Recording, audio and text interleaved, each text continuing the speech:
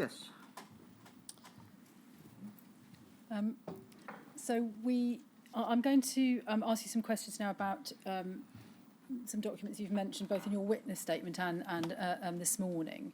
And it's these statements, you mentioned that you were getting conflicting information about AIDS, in particular from the UKHCDO, and you exhibit to your witness statement a letter written by the Haemophilia Society, which quotes Professor Bloom in May 1983, saying that the cause of AIDS was quite unknown and it has not been proven to result from transmission of a specific infective agent in blood products. We're familiar with that letter. Yes. And Professor Bloom also makes a similar-ish comment in October 1983 at a UKHCDO meeting that you attended. And he said there's no need for patients to stop using commercial concentrate because at present there's no proof that the commercial concentrates were the cause of AIDS. Now, the inquiry's looked at both of those documents, particularly that latter document, minute of that latter meeting on various occasions. Can you recall that meeting? Do you remember that meeting in October 1983 when Professor Bloom made that comment? Not the meeting itself. I don't recall the meeting itself, but I would have been there. Yes. I think I was there. But you do recall seeing the letter from the Haemophilia Society in May 1983? Yes. That was in my possession. So. That was in your possession, exhibited to your witness statement. And can you remember now what you thought about that, about what Professor Bloom was saying, given that you had, for example, read the January 1983 Lancet article which said something rather different? Do you recall being surprised at what he was saying at that stage? Confused. Sorry? Confused. Confused. Because, and it's odd actually, I think to make a blatant statement like that, it's a bit unusual, to, you see, a lot of medicine, sometimes, if you've got evidence somewhere else of something like this, then you've also got to think of probability.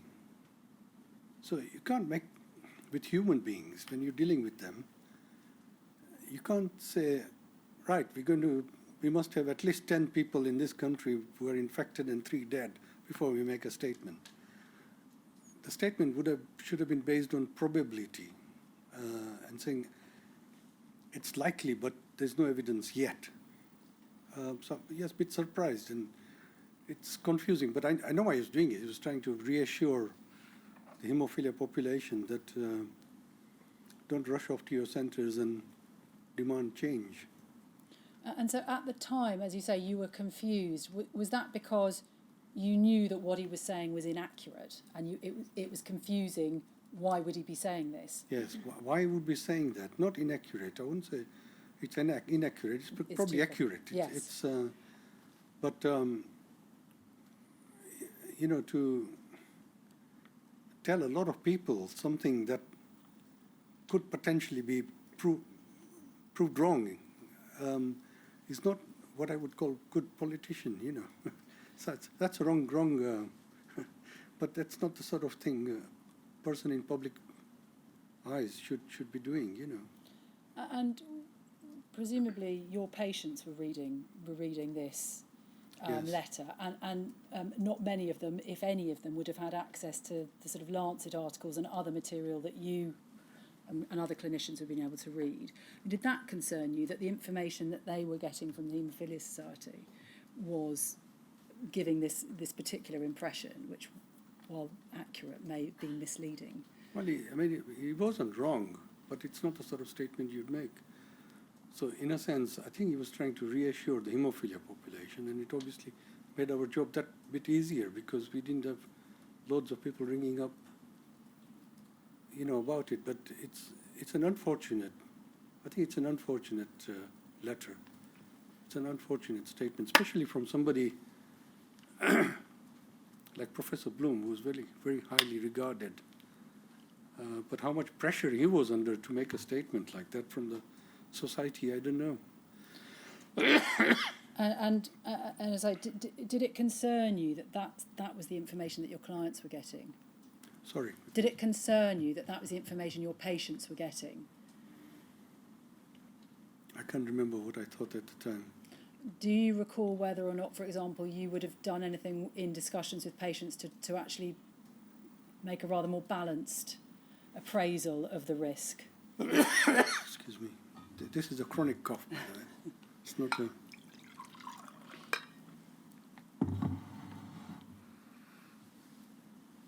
Sorry, could you repeat that, please? Yes. So do you recall whether you would have raised this with patients and given them perhaps a more balanced appraisal of the risk?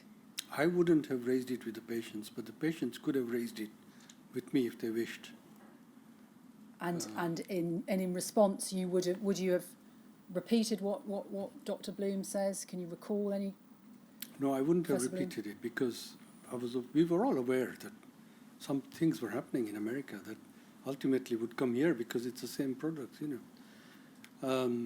So I think I would have probably said let's wait and watch and see what happens. And as developments happen, as new information comes, I will keep them informed and take action. And there are actions I've taken. I think you may come to that later. Yes. Can I then move on to the other document I think you've referred to, which is the recommendations from UKHCDO. If we can look at that, Henry, it's HCDO 40270_004.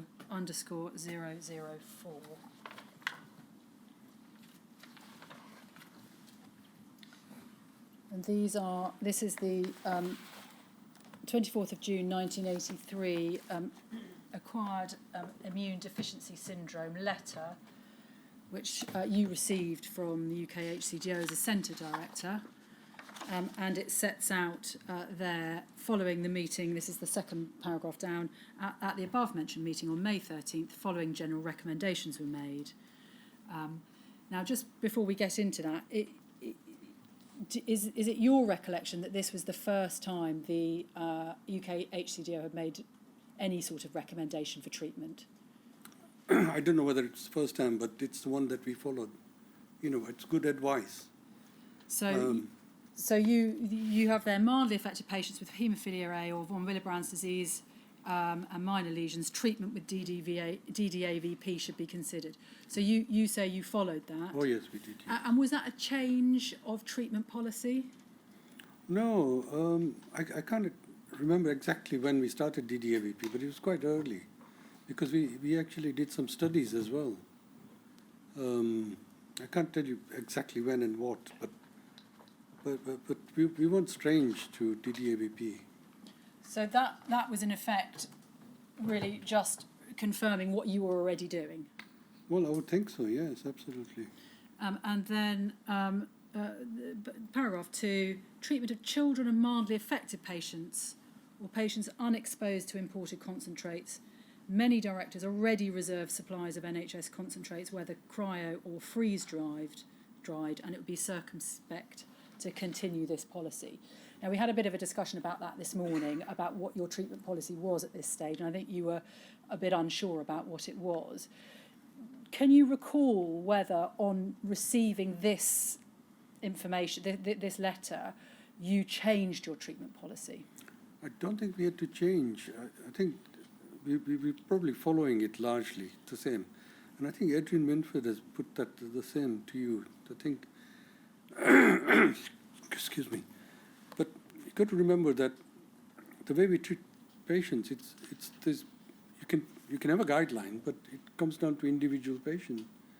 So if a mildly affected patient was having a major operation, then DDAVP won't work. It would be inappropriate. It wouldn't get enough. It would be an unreliable way of treating haemophilia, because you couldn't predict what the response was going to be with DDAVP. Quite often we gave a trial beforehand to see what sort of response to get, noted it, so we knew that when the time came we could give DDAVP, and we knew what the predicted response would be.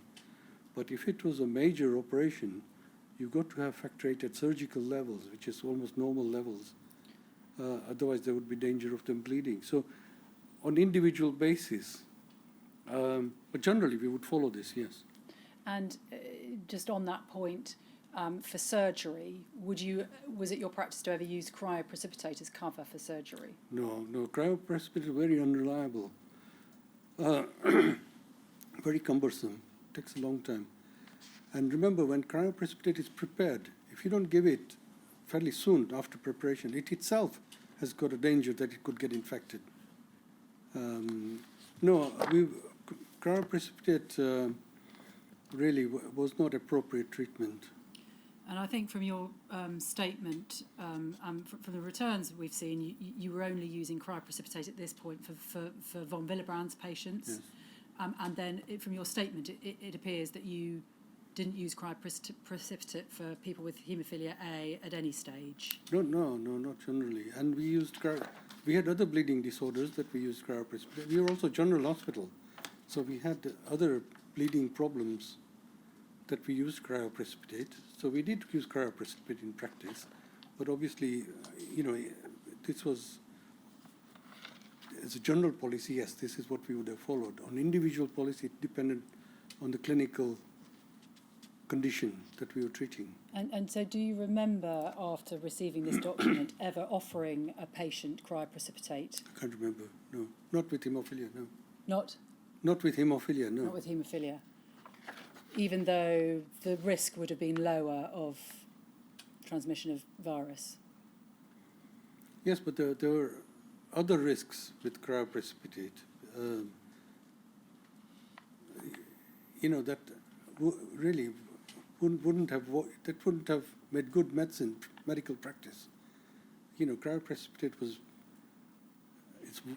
it had a volume, it needed to be prepared, it was frozen in a frozen state, there was delay in using it, there were unpredictable amounts of factor VIII in it, there were a lot more impurities, protein impurities, other impurities, and you couldn't give vast amounts. There was a volume problem. So it's not the best product really to. And is it fair to say that really you didn't, I think you've said in your evidence earlier, factor VIII was revolutionary, it was the new drug, cryoprecipitate was considered to be old-fashioned. Is it fair to say that really you didn't even consider going back to cryoprecipitate at this stage? No, we didn't, no, unless it was for von Willebrand's or factor 13 we had deficiencies. There were other bleeding problems that we treated, which we had a lot more than other centres, And just picking up on that point, can we go, Henry, please, to PARA 5015.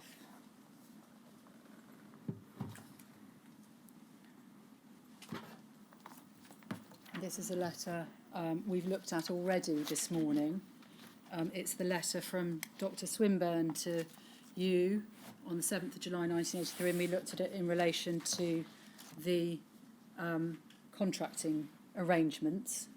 But it's the first paragraph I wanted to pick up with you now. And it says there, I have discussed the supply of factor VIII and related products with Dr. Tovey. In the light of the discussions we had about AIDS, he and Dr. Raja have agreed to look at the question of cryoprecipitate and to maintain the supply. So I wonder whether you can recall the discussions that you were having with Dr. Swinburne, or the discussion you had with Dr. Swinburne around this time about AIDS. Yes, but you've got this letter, and then at the same time you've got another letter that says that Dr. Swinburne was in favor of commercial products. In the same letter that I'd said that I favor NHS concentrates. Yes, we're going to come on to that. So yeah, so these are sort of contradictions, aren't they? Yes. So do you recall the discussions that you had? The inference, and I wonder if you would agree this is an appropriate inference to draw. The inference that could be drawn from this letter is that you've had a discussion about AIDS and a concern about transmission of AIDS through blood factor products has been discussed, and so you're looking into whether or not you ought to be treating with cryoprecipitate in order to reduce that. Not necessarily, because the question, we use cryoprecipitate in lots of other things in hematology. So the fact that they were maintaining supply of cryoprecipitate was good news because we had DIC, disseminated intravascular coagulopathy, and our factor 13 and so on. I'm not sure that's reading it right. No.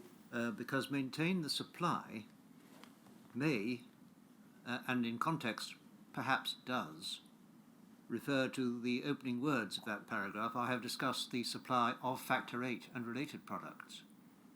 So quite what it means isn't entirely clear. It's only clear to those who were party to whatever was going on at the time. Who is Dr. Raja? Dr. Raja worked in the blood transfusion, but his main involvement was because it was a cardiothoracic center, Seacroft, and his main concern was to do with cardiac surgery. He played almost no role in treating inherited bleeding disorders. So this has, in short, this has nothing to do with them looking into the question of what treatment to use. It's just a question of them both being involved on the supply side, looking to see whether they could supply perhaps more cryoprecipitate, perhaps the same amount of cryoprecipitate, depends how you read it, and to maintain the supply of factor VIII, if that's how you read it. Well, I'm surprised Dr. Raja has mentioned if it's to do with factor VIII only, because he didn't use any factor VIII. But he did use large amounts of plasma and possibly cryoprecipitate because it was a major cardiothoracic center. He was a big user of blood, cryoprecipitate, plasma, etc. But he never treated haemophilia or inherited bleeding disorders. So I'm surprised in what context his name is there. And I think his name is in the context that a general supply of cryoprecipitate will be maintained, for whatever treatment, because it's got lower risk of HIV. Yeah, thank you very much. Mm. And you've given evidence already that there was never a problem with cryoprecipitate, but here there's a question about maintaining the supply. As far as you're aware, was that maintained?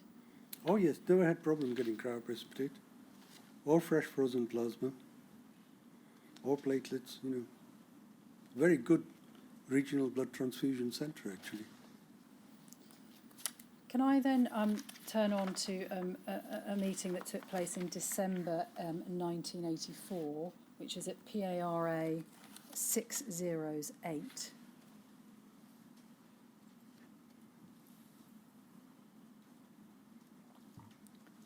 This is a meeting held at the Blood Transfusion Service. You're present with Dr. Swinburne, Dr. Tovey, Dr. Robinson and others, and we tried to identify who they were this morning. And it's a discussion about heat-treated factor VIII or NHS untreated factor VIII. That seems to be the discussion. It starts off, although there is no proof or guarantee of its safety with regards to AIDS, it was agreed that on theoretical grounds, heat-treated material was likely to be safer than non-heat-treated material. However, Dr. McAvoy and Dr. Parapia agreed that they felt the NHS material was preferable to heat-treated American supplies. Dr. Barnard and Dr. Swinburne were in favour of heat-treated material from either source, but at the moment there is no hard evidence on which to base the choice. So just pausing there, do you remember this choice, as it were, at that time between balancing on the one hand heat-treated commercial versus unheat-treated NHS factor VIII? Well, as a general principle, I always supported the NHS products, whatever. But like I said, the perception was that if a big centre or reasonably big centre like us went on to use NHS products only, that we would actually cause a shortage. In St. James's Hospital did use more commercial than NHS. I think we were probably balanced, but gradually going on to commercial, gradually. But I don't know, I think in a sense, we were proved right that the commercial products were not as safe as people thought, you know. And so, But then having said that, I think if you gave enough of the NHS stuff, if you gave enough, then the advantage was lost because the number of donors went up. So at that time in December '84, you preferred, if you had to choose between NHS unheated and heated commercial, your preference was for NHS unheated. That's what this letter is having saying. said that again, I think the heat treatment,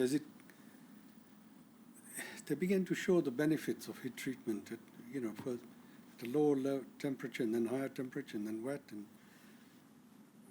this is only a letter in one point in that history, you know. Yes. So what I'm asking is, can you remember why you came to that view at that time? No, I couldn't tell you. But I wanted a balance, and we got that balance, I think, or some sort of balance. But what was your view, your preference for NHS unheated? Was that based on the risk, the risk of the product, rather than some other factor like convenience or other factors that we've discussed today? I think at that particular, there may have been a question about heat treatment. I don't know. Maybe there had been cases of heat-treated commercials that had transmitted. I really can't remember the actual reasoning why I had that time. But you know, like I said, I think it depended on individual patients and what we were treating and etc. But I didn't want the NHS factor rate to be stopped, full stop, you know. I can't remember what the detailed discussion was actually. And then three conclusions are set out. After reviewing the financial position, it was agreed that no more untreated factor VIII should be purchased. Existing stocks were low, so that's a decision being made. No more unheated factor VIII. 2, centres would continue to use existing stocks of Elstree factor VIII or cryoprecipitate. Can you recall whether Leeds were using cryoprecipitate for people with haemophilia at that stage? I think they were the same as us. I think that actually moved to commercial in a big way. But no, I don't. They weren't using cryoprecipitate for haemophilia. Maybe for 1 milligrams. You know. And then 3, no further decisions can be made until after a meeting of reference centre directors and Dr. Lane have been held next week. It's hoped that this will result in a statement of policy and more details of the plan to heat-treat NHS factor VIII and how this will affect the supply position in the next few months. So it looks there like you've decided, or to wait. In spite of your preference for NHS unheated over commercial heated, you've decided don't buy any more unheated, and let's see what happens at this meeting, because we can see there's going to be supply problems coming down the road. And then talk about what your requirements for the year are, and usage to date and so on, and that there will be a deficit, so a deficit of 230,000 units, which will need to be filled by purchasing heat-treated material. So that at the end of '84 seems that there isn't, as you say, you would have required heat-treated commercial product at that stage. You couldn't have got all your needs met by the NHS. Is that accord with your recollection? Yes, I mean, there was always, any meeting you went to, whether it was UKHCDO or local or regional, there was always a question of saying NHS will not be able to meet your requirements. And therefore we must buy commercial. What I haven't seen, and I'm quite amazed, is I've never seen documents where they said, well, this was what we manufactured, this is what we used, and this is what we carried over. You know, stock control statements. Never seen that with NHS material. So it was left to you to sort of guess, in a way, how much you could ask for, Yes. rather than them saying to you, look, this is what we've got and you can have this much of it. Exactly. There wasn't. They weren't saying, look, this is what we're going to have, and this is your entitlement. so that we can have a fair entitlement of the NHS products spread out in the region. And that would have been helpful to you because you may have been able to you may have ended up with more NHS product than you actually had. Yes, we would have. I'm not quite sure whether the transfusion centre was geared up to keeping proper stock controls and looking at the dates and expiries and supplies. But yes, I never had problem getting NHS material. And then, so just looking then at the document that came out, very briefly looking at the document that came out of that meeting that you were waiting for. So you see at the bottom of that letter, you have arranged a further meeting on the 18th of December following the meeting of the UKHCDO and Dr. Lane. And we know, and this is a document that the inquiry has looked at on a number of occasions, but the document that came out of that meeting is HCDO 40270_007, and it's called the AIDS Advisory Document, and that's a document that was in your papers and you received as a centre director, as I understand. Is that right? Yes. What it sets out on page 2 a number of recommendations beginning at the bottom of page 2. Concentrate still needed, use DDAVP, and then over the next page, please, Henry, sets out haemophilia A recommendations under 3 and B under 4, and then says this, in individual patients there may be a choice. In general, heated concentrate appears to be the recommendation of virologists consulted, but individual directors may wish to make up their own minds. This is particularly true of unheated NHS material. The evidence that heated US factor VIII is safer than unheated NHS is debatable, and some directors may wish to continue using unheated NHS material until all supplies are heated. This is valid for carefully selected patients, but must be on an individual decision based on the assumption that some batches of NHS material will be contaminated with HDLV3. So there, it seems, is the same discussion that you were having back and forth with in your meeting a few days earlier is being had at this meeting of UKHCDO.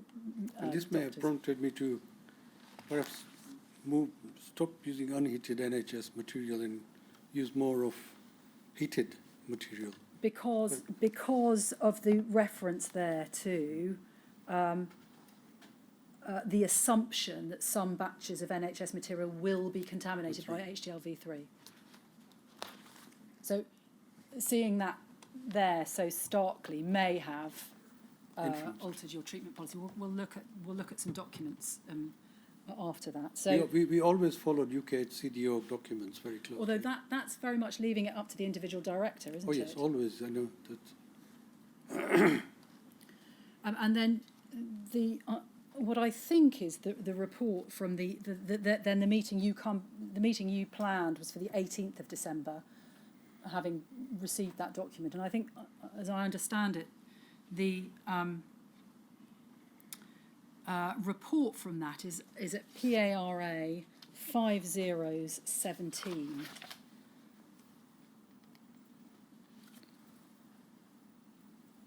And this is a letter from Dr. Swinburne to you, dated the 27th of December 1984. And it starts by saying, I enclose some more comments for those of us who were not able to be present at the last meeting of directors. Have you got any recollection of whether or not this is the follow-up letter, if you like, from that 18th of December meeting? No, no. And do you recall whether you went to that 18th of December meeting? I would have gone. You would have gone? I would have gone. I tried to go to all these meetings because, like I said, we were looking for answers and information. So first of all, she says, please note that heat-treated materials can only be supplied on a named patient basis. And she must there be referring to NHS heat-treated materials, mustn't she? Well, I would think so, because one of the things about heat-treated commercial material was we tried to use licensed products. If they were not licensed, they would be on named patient basis. Yes. And that would have been, we would have ordered it, and that would have been quite visible. So I presume, I don't know, can't remember whether, if it's heat-treated NHS material, obviously that's very good, And then that would be preferable to unheated NHS product, and then even if it meant on a, named patient basis, yes. And then she makes a reference to how that can be done, and we'll come to some documents in relation to that in due course. And then she says this: because of the cost, Dr. Barnard and I have agreed to continue to use Elstree Factor 8 for heavy users, converting to heat-treated NHS material as and when available. So that seems to be, she seems to be, on the basis of cost, deciding, although she prefers the heated commercial, to stick on the unheated NHS.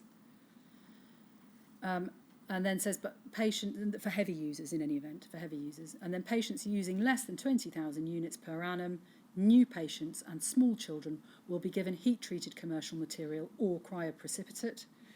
But your recollection is that, in fact, in Leeds, they weren't treating with cryoprecipitate at this time. They weren't using cryoprecipitate, but it's interesting because their returns show that 2/3 of the materials they used were actually commercial, not NHS. So this is not in line with their returns, So this policy is something that you question whether I think you've got a followed. document saying how much commercial they use and how much NHS. And then it says, we estimate 2/3 of our patients will then be getting heat-treated material. And there's then a reference to the HTLV3 test, which I'll come back to. Yes, I mean, it says there that 2/3 of the patients will be getting heat-treated material. Yes, commercial material or Yeah. cryoprecipitate. So do you recall this? I think it actually says 2/3 will then be getting heat-treated material. Yes, that's in other right, words, yes, sorry. that leaves 1/3 who weren't. Yes. Whether the 1/3 were getting unheated NHS, or for that matter, unheated commercial, or cryoprecipitate is not clear. No. So that is that seems to be the policy of Dr. Swinburne following that meeting. Do you recollect whether or not that was something that you adopted as well as a policy? We didn't necessarily follow the same as what Leeds did. We really acted quite independently, but obviously within reason. What is available and what's best for patients. So the next document may assist you in answering that question. If we could go, please, Henry, to PARA 5016.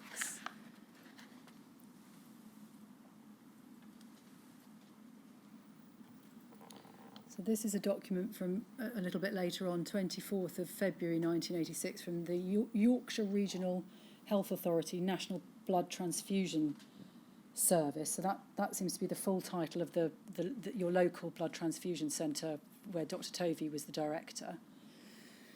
And it records that a batch of unheat treated Factor 8 was supplied on the 22nd of January and then again on the 5th of February by the Regional Transfusion Centre to, amongst others, your centre.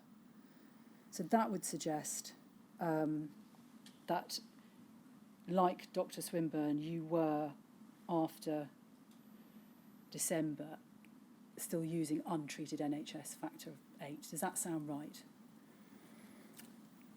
I honestly can't remember, and I can't remember whether we used any of this. That would really depend on how much we returned, or for destruction. But I mean, the question is, we were supplied with it, but whether how much we used, I couldn't tell you. So that was my next question. Do you recall the investigations that had to be undertaken following receipt of this letter about whether or not there had been an infection? I honestly can't remember. But we would have followed the instruction to the letter. You know, we would have returned it. We might have returned all of it back, you know. We might not. I don't know how much of it we would have used. I doubt. You know, once we were told that heat treated, or if there was doubt on the unheat treated, we wouldn't have used it, you know.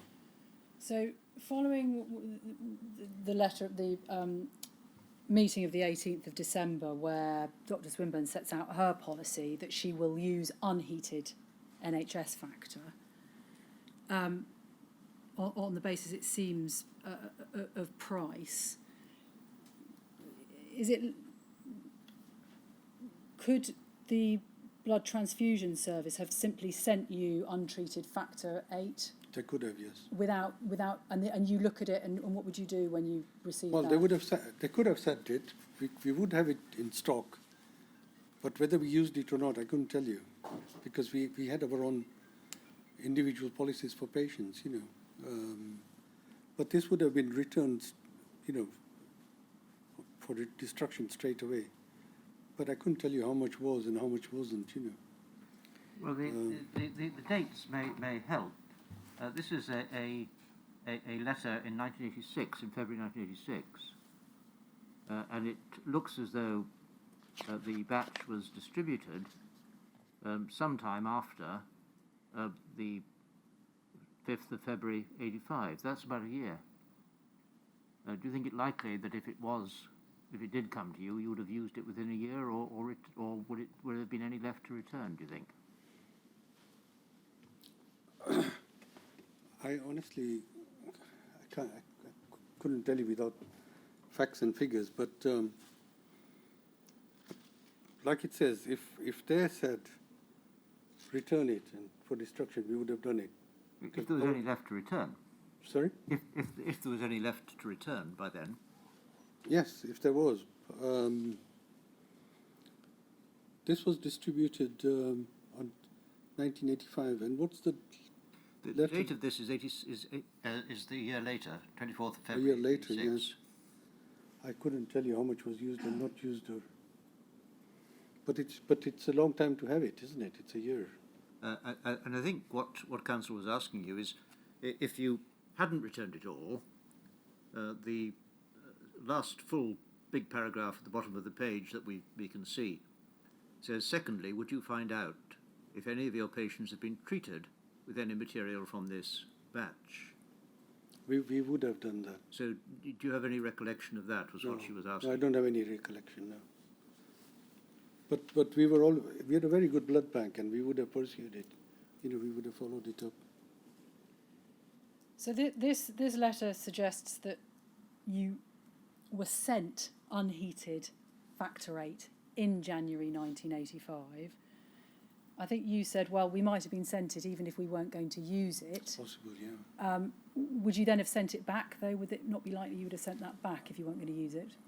Well, sometimes we kept products because, as a backup, you know, emergency, etc. It's good to have a good stock. I couldn't tell you how much was used and how much was not used and how much was kept back, but really, unless I knew what and how we used it, I just couldn't tell you.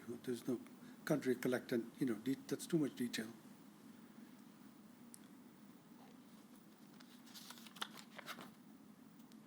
And then the next document, Henry, is PARA 5018.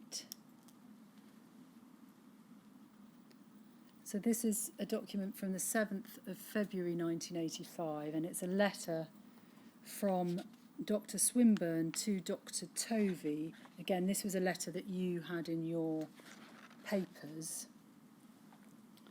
And it starts by saying the local directors have discussed the Elstree protocols and are not very interested in their offer of an interim heat-treated product likely to be available for only 2 to 3 months. They prefer to wait until April, when a better product is promised. This also will need full evaluation for safety and efficiency. Nevertheless, I've applied to Elstree for heat-treated material for 10 heavy users to test their reaction. So first of all, can you recall what the Elstree protocols were? No. And do you remember this No, I've never seen decision? an Elstree protocol. Elstree protocols, I can't recall it. Obviously it's there somewhere, but I really can't recall Elstree protocols. And do you recall making this decision? It looks like it's not just a decision of Dr. Swinburne, it looks like it's a decision of the local directors, but a joint decision not to accept interim heat-treated NHS product, but instead to wait until, I think, April or thereabouts, when Elstree was saying that they could provide all of their product heat-treated. Do you recall the No. reasons why you came to that view? No, but we didn't always do the same as Jimmy's. You know, we had the same status. So whether it applied to Leeds only or to all of us, I can't recall, or whether we followed the you know, if it's the instruction, you know.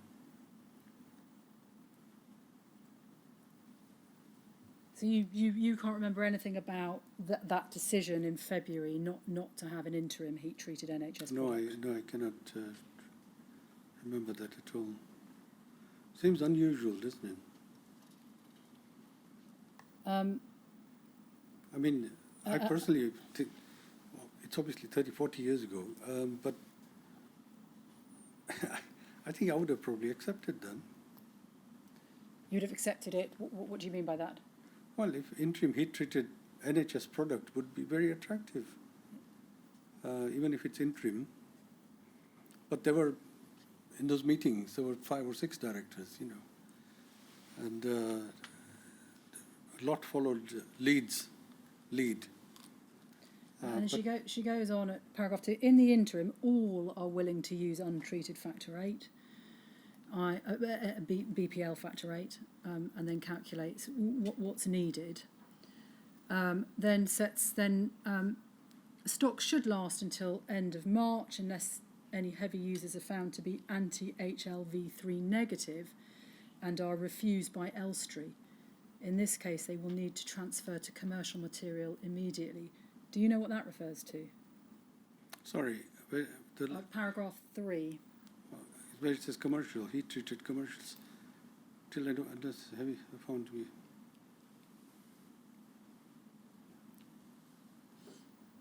No, I can't recall this, but I'm a bit surprised in that heat-treated NHS material would have been a lot more attractive than unheated NHS material. This is unusual. I can't even recall. And then it says Bradford may need more commercial heat. I think that says heat-treated factor 8. And then it talks about distributing BPL heat-treated material via the blood transfusion service. And then ends with, there is still interest in a better version of cryoprecipitate, i.e. smaller volume. Again, can you recall what the interest in cryoprecipitate was at that stage? Interest in cryoprecipitate was minimal, you know. I'm sure in Yorkshire they didn't, well, I shouldn't say, certainly with Leeds Bradford, cryoprecipitate would not have been used for haemophiliacs. So that looking at that at this distance, that letter seems, that the decision seems a surprising one to you.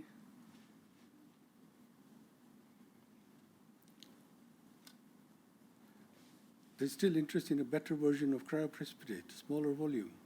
No, not from Bradford anyway. No. Yeah, you know, when you're talking of this, you're talking of 7 or 8 centres together, and we were only one of them. So Dr. Swinburne may have taken the majority view. But that decision there, which to turn down the interim heat-treated product and use unheat-treated product seems, from this distance, a surprising one to you. Sounds very foreign to me. I think it would to most people. And can you recall when Bradford, when your centre switched completely to heat-treated materials? I think as soon as we had evidence that, heat, and obviously licensing was important, but as soon as we had information that heat treatment improved the concentrates, we would have moved on, Well, here you're using commercial heat-treated concentrate. We can see in this letter you seem to be using untreated factor 8, NHS factor 8. Do you think that you would have moved over completely to heat-treated product heat-treated NHS, we would have. Once you could get the NHS product? Oh yes, we would have moved, yeah. If it was available, we would have. And do you recall what, if any, steps were taken to deal with the unheated product that you already had once you'd made the switch? Well, if there was a recall, it would have gone to BTS. But before the recall, I couldn't tell you what happened. Whether we were using it on selected patients, I don't know. I couldn't tell you. I couldn't remember. Let's say in April, May 1985, for sake of argument, the centre goes over to heat-treated product. Do you at that stage recall all the unheated product that's out with people in home treatment? Can you recall whether any steps were taken of that nature to swap unheated product for heated product?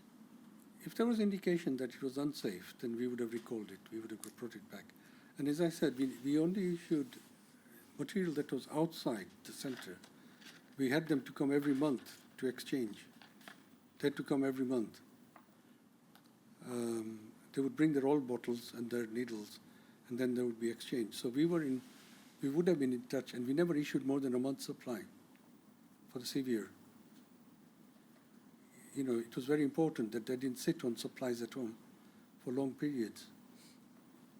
And it was mandatory that we reviewed one of the conditions for home treatment or to have material at home was they must come to clinics every 3 months. If they didn't, their home treatment would have been stopped, This made sure that people weren't hoarding the stuff, keeping at home, keeping expired material at home. I think there is a letter somewhere about there was one patient who kept it for a long time because he wouldn't come to the clinic. He wouldn't. I know his name, but I can't obviously name people. And can I just pick up one more point in this letter, which is at the bottom of paragraph 1, Henry. Nevertheless, I have applied to Elstree for heat-treated material for 10 heavy users to test their reaction. I think that's a reference to getting heat-treated NHS product on a named patient basis, which we've seen documents which suggest that you put 5 patients forward at this stage for heat-treated NHS product. Do you remember that? No, but it's obviously you've got the information there. Yes, well, I can show you. It's Henry, it's BPLL 0010619. But as I said, heat-treated NHS is very attractive, And I just, the question really was whether or not you recall whether or not these patients were, like Dr. Swinburne did, heavy users being put forward to Dr. Swinburne, but says test their reaction, or whether they were, previously untreated patients. Well, if they were untreated patients, we would prefer them to go on a trial basis. No, trial is the wrong word because you're not trying, but we would have wanted to monitor them, have a protocol, etc. It would be a POPS, what you call POPS, PUPS, previously untreated patient. So this I presume would have already been either on NHS or there were heavy users. But I can't tell you. I mean, is there what goes further down on that letter? Does it say? It doesn't say. It just it says doesn't say very following much, 5 no. patients. No. But If you don't, those 5 patients would have been previously treated.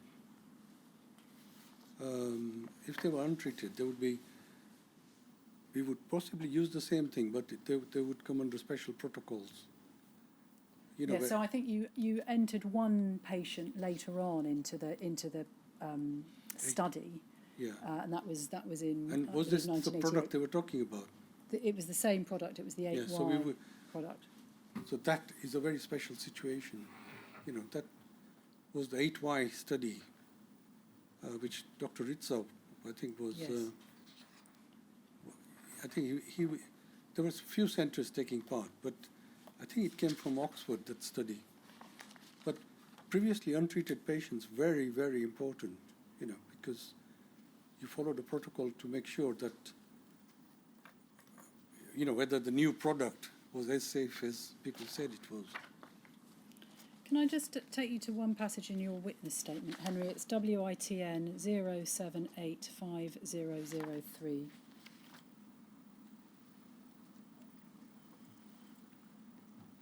And it's to page 8. And it's the response to question 31. And you say, in response to a question, what steps did you take when you knew there might be an association between AIDS and the use of blood products? You say, we discontinued using blood products that we felt had the possible risk of infections of HIV or hepatitis C. NHS and commercial blood products were used on the basis of reassurances given by the suppliers. What are you describing there? Now, you know, it actually shouldn't say the possible risks. It should say probable risks, because there was a possible risk with all products. It should have said probable risks. So how or did we you try to use products with the least possibility of infections. So how did you assess whether or not you should stop a product because of probable risks? Very difficult. Was it effectively when you got a letter saying this batch is infected? The information would have come from different sources. One is our own source. So if anybody got infected with the product we used, and I think you've got some evidence there, that we were very quick to point out. The other one was if any of the neighbouring centres, or if UKHCDO, or we were informed by any of the centres within or from the regional, then there was obviously there was an obligation on the companies or whoever was producing this. They would have to inform us immediately if we had their product, and there was a possibility that it transmitted infection. But as soon as we thought there was even the slightest possibility now, then we would withdraw it, you know. And what do you mean when you say NHS and commercial blood products were used on the basis of reassurances given by the suppliers? Well, we needed reassurances all the time because, you know, you must remember that we had to use, even now with any medicine that we use, we've got to be aware what that medicine is and what are the side effects, etc., and what are the benefits and so on. We really needed that, you know, in order to avoid litigation. Then, you know, that so what we didn't knowingly give something that shouldn't have been given. So what were you asking for? They can't have been giving. They weren't giving you reassurances, were they? That the product was virus free. No, nobody did that. No. Even now. So what kind of reassurances were they giving you? Well, that really, I think there is a letter when I first ordered material, and that to reassure me that they were following the FDA rules. I see. So you spoke about this morning. Yes. I think as far as they could give reassurance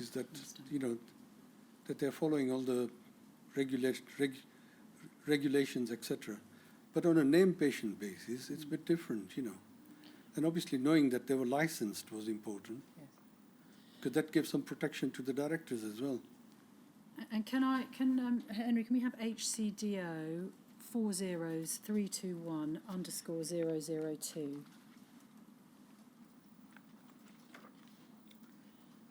This is, I hope, yes it is, the 1986 return.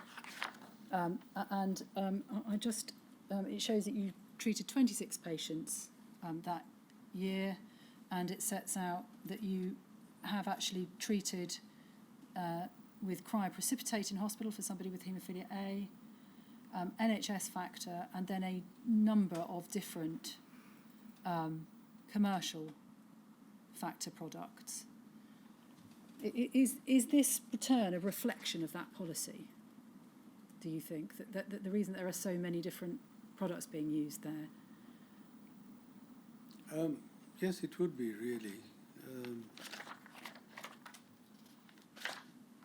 I think these are the products that Dr. Swinburne had mentioned that they were contracting with, the same products from the regional transfusion center. But we tried to keep people on the same product as far as we could, for obvious reasons, Even for reasons of inhibitors and so on, they weren't always identical, so it was important that if there were going to be side effects or inhibitors or infection, that we could identify the batches. But you're right, that there's a lot more companies there than that was a few years ago. And we're also treating more people there and using more product, So I'm going to come on to a new topic now, and I note the time. Yes, well, we'll take a break. How long do you think you might need? For a break? Yes. 20 minutes. Will you be likely to be talking to the representatives of the yes. legal reps? So, and I'll give you a bit longer. Okay. So that you can pick up any questions that core participants might wish to ask. So shall we say, be back at 3:30?